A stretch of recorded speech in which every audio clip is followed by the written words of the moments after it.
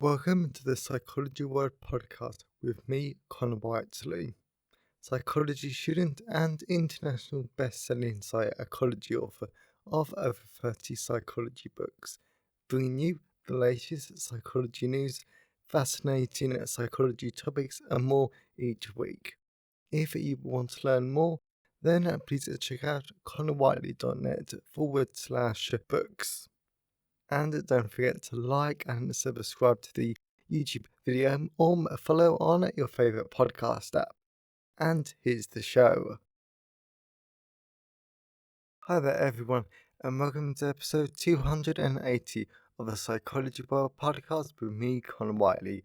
And today's episode is on what is retrieval-based learning, and it is the 26th of July 2024 as I record this. So today's podcast episode is the first chapter taken from my brand new book, Retrieval-Based Learning, which is a book based on the topic I did my dissertation on for my undergrad degree there. So in this podcast episode, we look at this really interesting cognitive psychology topic because what retrieval-based learning, it's all about using this really effective learning strategy that helps you to learn information and move it from the short-term memory to the long-term memory and also retrieve it, just you're strengthening the memory path. And there are a lot of biological processes that underpin this really fascinating memory process. So I basically worked on this for an entire academic year. I had a lot of fun. It's a really good book that I had a lot of my personal thoughts into about the different stages of my dissertation, and this is a really valuable resource if you want to understand retrieval-based learning and, to be honest, even how to use it in your own life. So it's really important, it's really useful, and if you love cognitive psychology, then this is a great episode for you today. So you've got that to look forward to in the content part of today's episode. So moving on to the psychology news section, we're reading from the British Psychological Society Research Digest, and the first one is 3 Rules for Teenage Life According to Our Older Selves. We all know that teenage years can be rough, however, we get there. We all end adolescence is very different to how we started it. Something we know less about, however, is what we would recommend with the benefit of hindsight. In new research published in Cogent Psychology, Jen Ogden and colleagues at the University of Surrey used personal photos to evoke reflections on participants' past selves and draw out a dice they would give to our teenage selves given the chance. 3 main rules for life emerged from these interviews: create safe spaces, put things into perspective, look inwards, and trust yourself.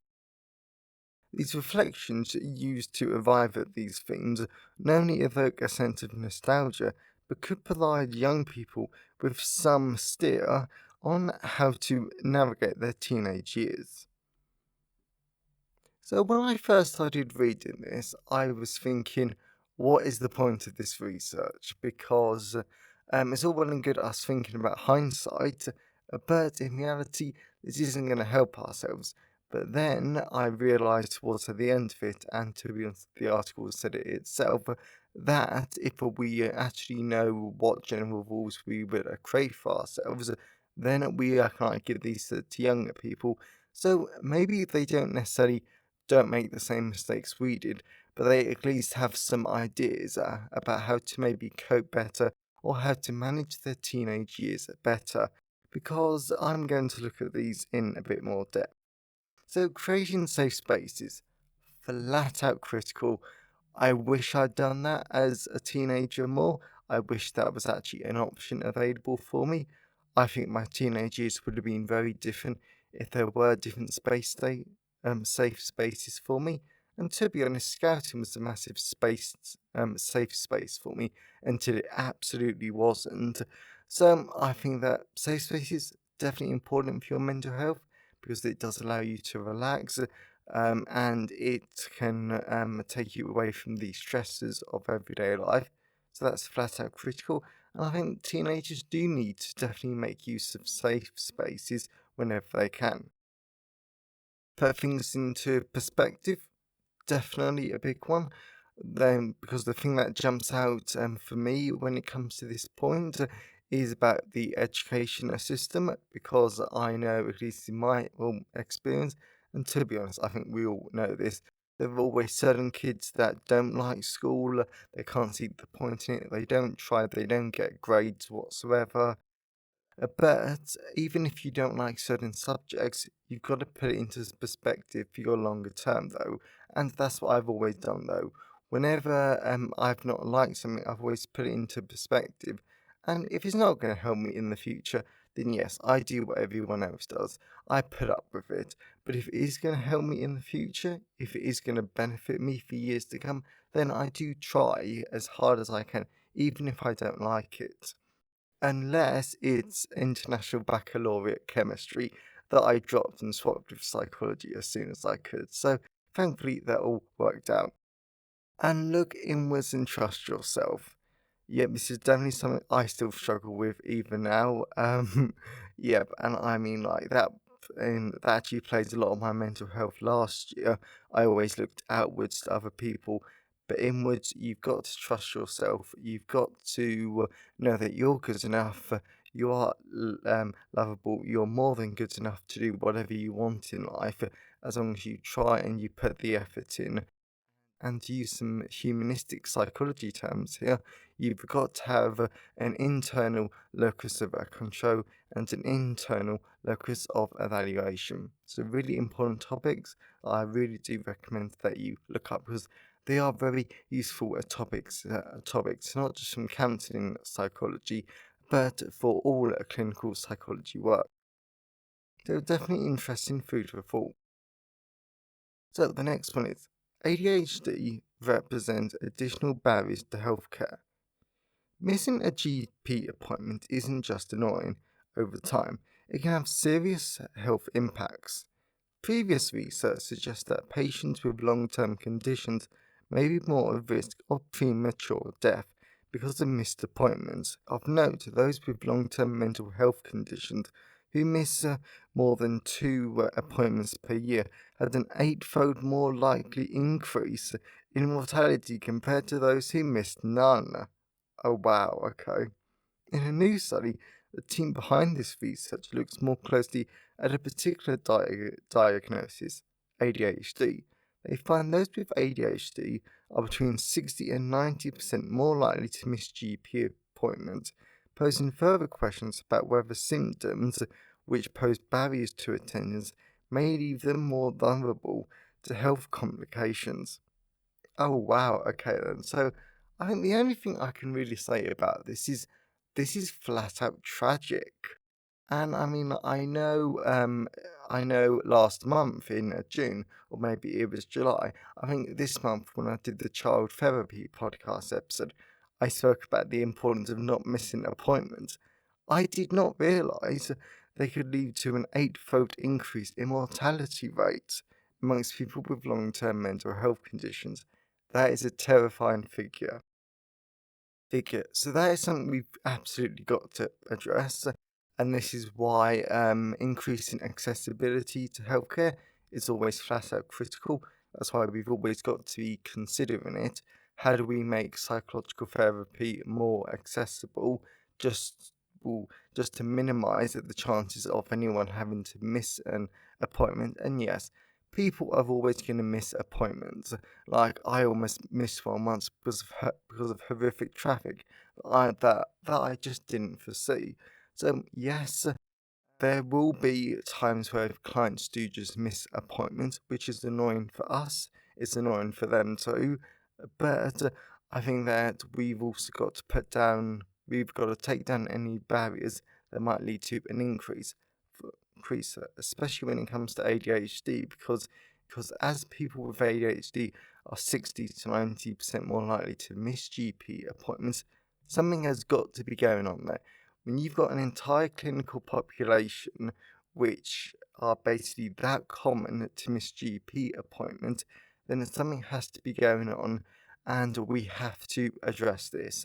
will address this though. So if you're interested in ADHD, if you work for a ADHD service now or in the future, then definitely look into this research, see what's going on, and see if you can come up with any ideas that might help to address this.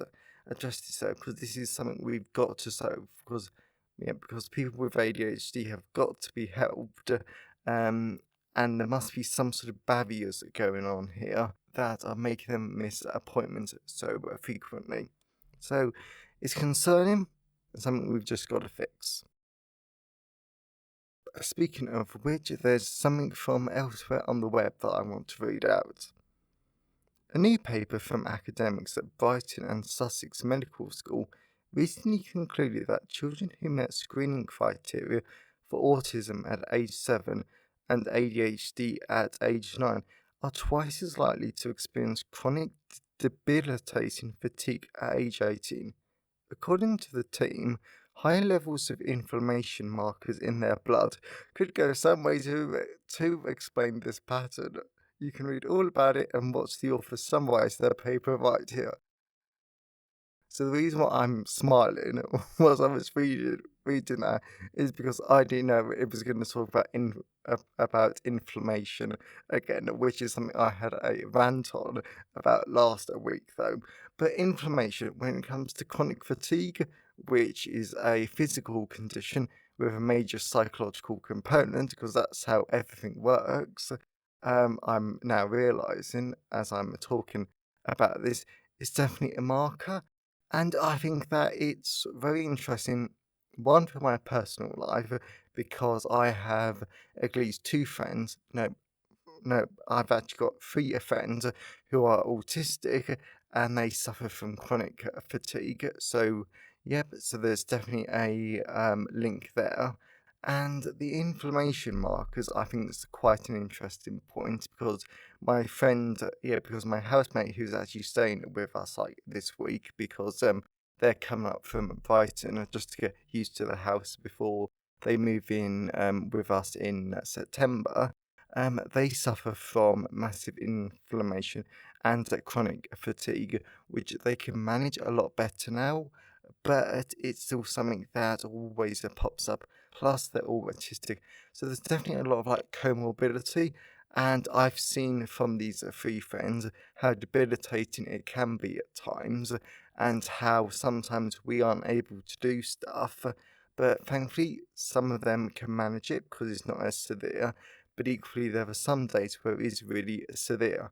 Plus, what I think is absolutely fascinating, and I quite like this point because I see it as a massive two fingers to medical doctors who don't believe psychology has any place in physical conditions, is that when my friends have good mental health, their chronic fatigue and other physical conditions are basically fine. They're no worse than normal and they're very manageable. But if my friend's mental health is bad, then their chronic fatigue is debilitating. And that's sort of like very fixed like a pattern. It doesn't really tend to change. And I've had lots of conversations with my friends about this. So even though this is not what this small paragraph's saying, I think that it just goes to show that psychologists will always have a critical role in medical care, even if the medical doctors do not want us there, because of course psychology isn't real as far as they're concerned, and as far as the people in charge, at least in the NHS, are concerned.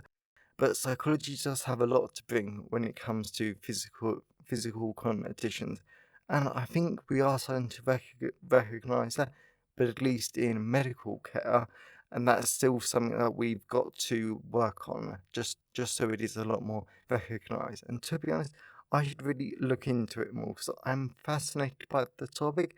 I am fascinated by that link between physical health and mental health, but there still seems to be a disconnect in the workplace and even in our lectures, to be fair, though.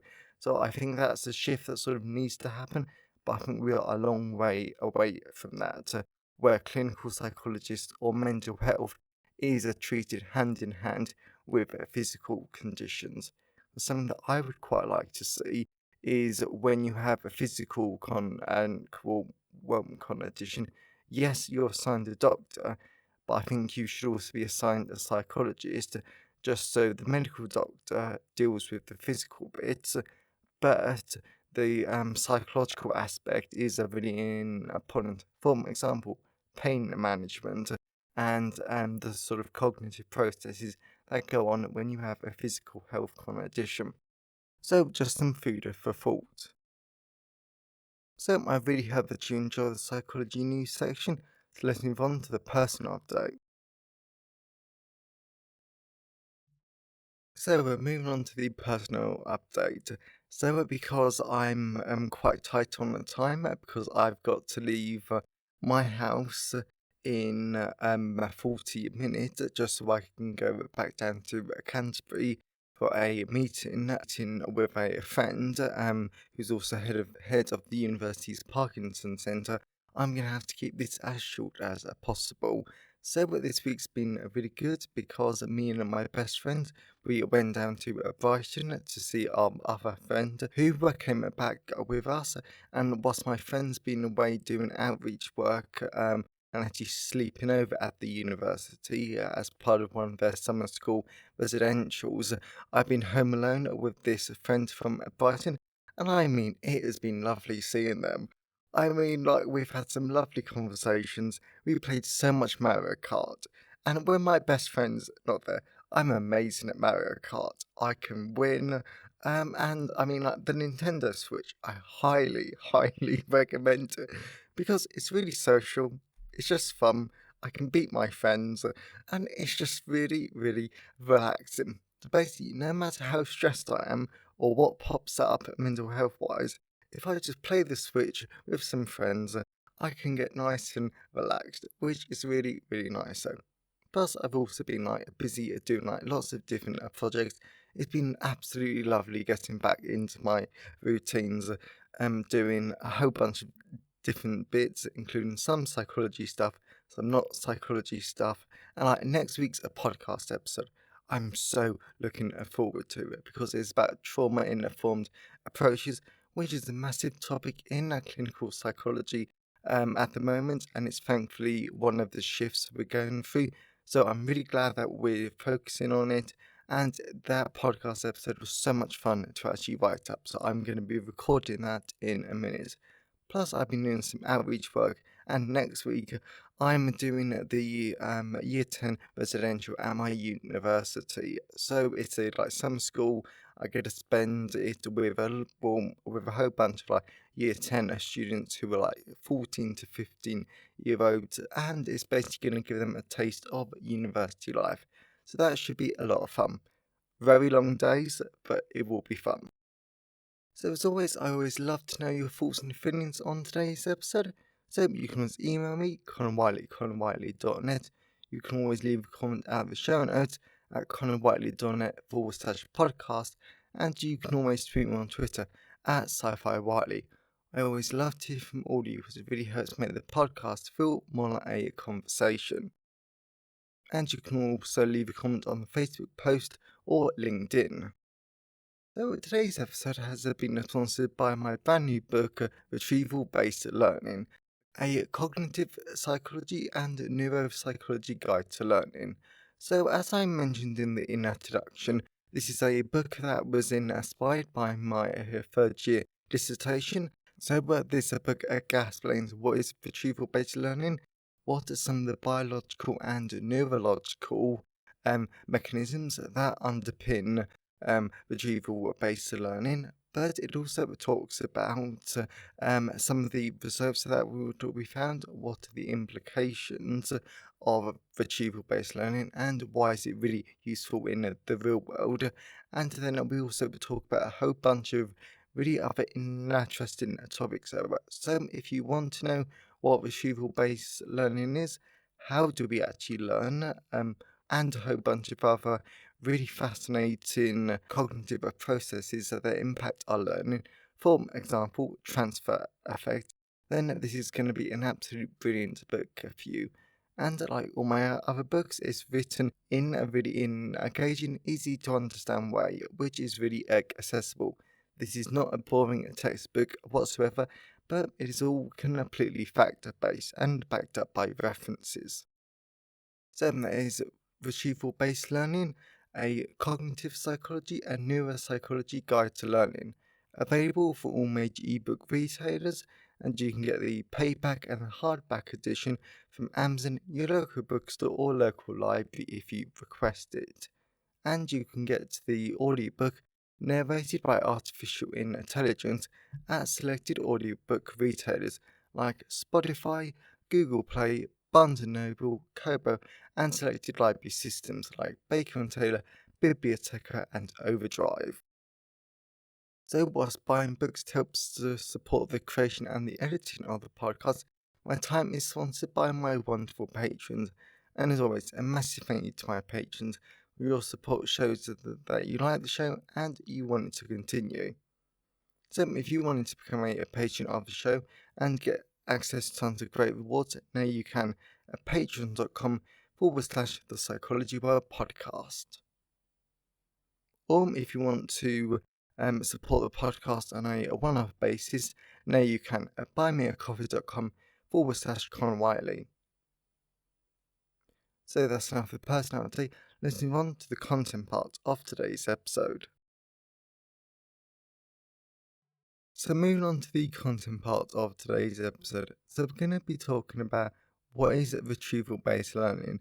And I should also note before I start this podcast episode has so many references and citations that I'm not going to read them out in the podcast episode simply because it would take quite a while and it would disrupt the flow. But if you want to see the references and the citations, then please head on over to connorwhiteley.net/podcast and find episode 280 and click on the blog post, and then all the references will be towards the bottom of the blog post. So this is a great episode and I'm really looking forward to it. So let's dive into it. What is retrieval-based learning? Kicking off this book, and as I mentioned in the introduction, we're going to be following the structure of my dissertation, and I'm going to introduce you to this brilliant, really interesting topic before explaining more about the experiment itself. Therefore, as we probably know, learning is a critical in everyday life, from learning how to ride a bike to how to revise effectively for exam to how to drive a car. Learning is everywhere, and we also know that learning requires lots of cognitive skills, including memory retrieval, as retrieval enhances learning. Knowing the above is important because it is this understanding of the skills behind learning that leads to the development of retrieval-based learning tasks, as well as this is where learners reaccess newly learned stimuli by undergoing tests. Typically, participants in a retrieval-based learning task have an initial learning phase where learners are tested on said stimuli. Next is a testing phase where the learners are tested on this material. Also, retrieval-based learning tasks utilize various combinations of these study test blocks, such as STST, STTT, etc. Whereas when a researcher decides to use a control condition, in this case learners aren't tested on the learned material, and all learners complete a final assessment to measure their overall learning, with these assessments taking place minutes or months after the previous phases. You'll see how well we did this in 2 chapters' time. In addition, retrieval-based learning tasks have been found in research to be beneficial for a whole range of populations, including patients, children, and older adults, and retrieval-based learning reliably shows increases in long-term memory retention of learned stimuli compared to test-only conditions. Personally, after learning and looking at that small introduction to retrieval-based learning, I have to admit that this type of learning is really interesting because something me and the girls I was working with said when we first got introduced to the topic was that we were not sure if this was going to work. Like, we had massive doubts. Since the literature sounds great and very impressive, don't all over exaggerated things like social priming. The research sounds amazing. For example, the idea that holding a warm cup of coffee can make you more positive. It sounds fun and great, but the research is beyond stupid. I mean, I hate social priming research. It's stupid. That's sort of what me and my friends thought about retrieval-based learning when we first encountered it, but I promise you, it really is amazing and fascinating to see in action. It seriously is. Anyway, the very notion of learning by retrieval started in the early 20th century, and it was Borg's 1994 Desirable Difficulties Framework that brought the idea of difficulty and effort into the forefront of retrieval-based learning, and it does nicely fit with retrieval-based learning for this reason. Do you see the framework proposes an effective way to improve long-term retention by learned stimuli is to introduce a desirable amount of difficulty, also known as effort, whilst learning. Furthermore, the role of effort in retrieval-based learning can be explained by the retrieval effort hypothesis, which is consistent with Borg's 1994 framework, because the retrieval effort hypothesis states the more difficult the retrieval is, the more effort the learner requires, and this increases the probability the material will be consolidated in the long-term memory and make the retrieval easier later on, as supported by several studies. Nonetheless, the biggest problem with this theory is that the retrieval effort hypothesis has been criticized for being too descriptive and fails to explain how effort could produce memory benefits, as well as the literature agrees it remains difficult to truly compare cued recall and free recall tests because of aspects like false alarm rates and response pressure in cued recall tests. What theories and models explain the effectiveness of retrieval-based learning? In addition, this is where we get into more information that isn't covered in my actual project, because I didn't feel like it was relevant to the actual focus of the investigation, but I wanted to include it here, because it helps to explain the general background to learning better. As a result, a range of theories have been put forward over the decades to explain the effectiveness of retrieval-based learning. One such theory is the strength theory, because this provides researchers with a general theoretical model for recognition memory, where the more information is recalled or remembered, the stronger the memory trace, leaving a physical record of the memories in the brain, and the more this is recalled, the easier the information is to recall in the future. Moreover, another theory is the transfer appropriate processing theory, also known as TAP. I'm going to call it TAP from now on. And this states the initial practice test prepares the participant for the final test by eliciting a similar type of working memory process compared to studying the material alone. Consequently, the test effect, where the performance difference between the study-only and retrieval-based learning group is greater when the task used in the initial encoding is the same as the final test. This is where the baseline and training sessions aren't similar to all the testing phases we use, because we wanted to make sure the performance of the participant was down to them learning and not the testing effect.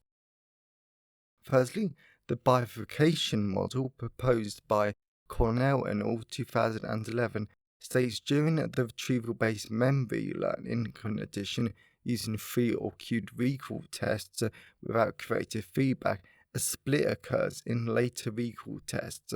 Successfully retrieved items on a initial test creates a stronger memory trace compared to items that are forgotten, therefore creating a bifurcated item distribution, where initially recalled items are more likely to be remembered later on, compared to items that we forget.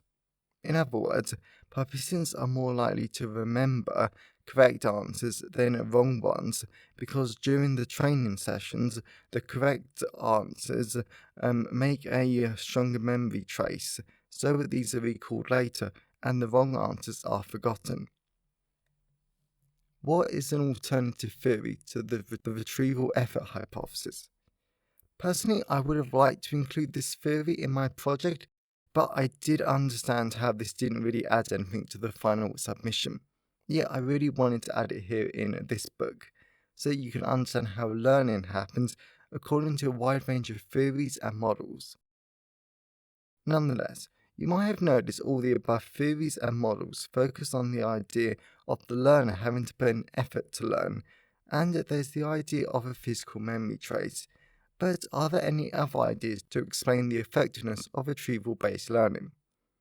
One alternate theory is the cognitive load theory by Sweller 1988 and Sweller and all 1998. And this aims to explain the link between cognitive load, processing load, and how this impacts a learner's ability to manage new information and learning tasks, and how this is later built into knowledge in the long-term memory. In addition, this theory is built on three critical assumptions. Firstly, long-term memory consists of schemas categorizing information based on how it will be used, and has an unlimited capacity.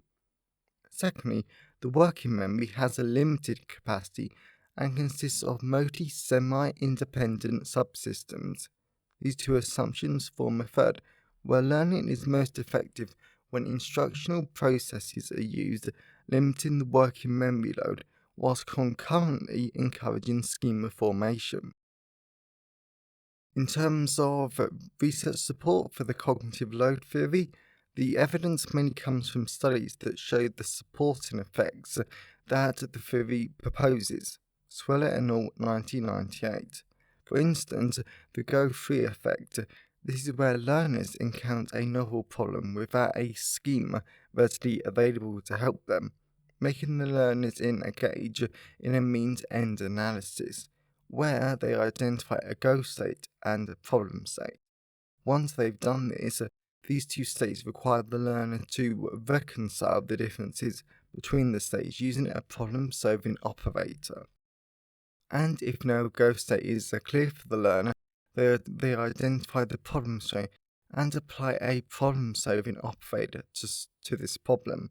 The theory is backed by practice, as research shows in multiple experimental contexts this method reduces working memory load and increases schema construction, resulting in improved memorization. What is transfer effect? Now we understand a lot about learning and how retrieval-based learning works from a theoretical standpoint. Let's move into what the project actually focused on, or at least the viewpoint that I wanted to explore in greater depth in my dissertation. I really wanted to focus on something known as the transfer effect. So this theory is officially called TAP, or transfer effect, and this is the proactive use of prior material in a novel context, with this brand new context potentially referring to any situation that is somehow different to the context the learning originally took in, such as a different test type, goal, or topic. In addition, this links to effort because the TAP proposes a process of spreading activation occurs during the search for answers on a test, creating multiple retrieval cues to aid later recall. This results in the testing effect.